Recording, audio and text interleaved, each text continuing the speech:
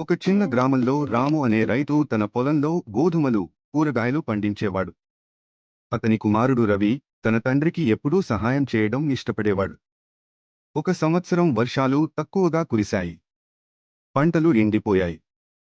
రాము చాలా ఆందోళనతో ఉండేవాడు. నీళ్లు లేకుంటే పంటలు ఎదగవు. పంటలు లేకుంటే కుటుంబానికి తినడానికి తిండి లేదు, అమ్ముకోవడానికి పంట లేదు. ఒకరోజు మధ్యాహ్నం రవి తన తండ్రిని నీ పొలాన్ని చూస్తూ ఉండటం గమనించాడు. నాన్న, మీరు ఎందుకు ఇంత బాధపడుతున్నారు? వర్షం లేకుండా మా పంటలు పెరగవు రవి.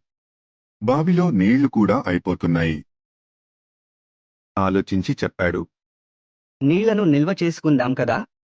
రాము ఆశ్చర్యపోయాడు. కాని నీటిని ఎలా నిల్వ చేసుకోవాలి? తండ్రి కొడుకులు కలిసి పొలం చివర ఒక చిన్న చెరువు త్రవ్వడం ప్రారంభించారు. అంతేకాదు, వర్షపు నీరు వృధా కాకుండా ఆ చెరువులో చేరేలా చిన్న కాలువలు కూడా నిర్మించారు. కొన్ని వారాల తర్వాత గాఢమైన మేఘాలు కమ్ముకున్నాయి. ఆ తరువాత తొలి వర్షం కురిసింది. రాము, రవి ఇద్దరూ ఆనందంతో వర్షపు నీరు చెరువులో నింపబడటం చూశారు. కొన్ని రోజులు గడిచిన తర్వాత వర్షాలు మళ్లీ పడలేదు.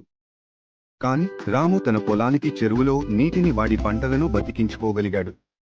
ఇతర రైతుల పొలాలు ఎండిపోతుండగా రాము పొలం మాత్రం పచ్చగా ఉండేది. ఇతర రైతులు ఆశ్చర్యపోయారు.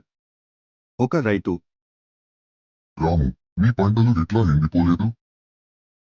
రాము, రవి వర్షపు నీటిని నిల్వ చేసే చెరువు గురించి వివరించారు.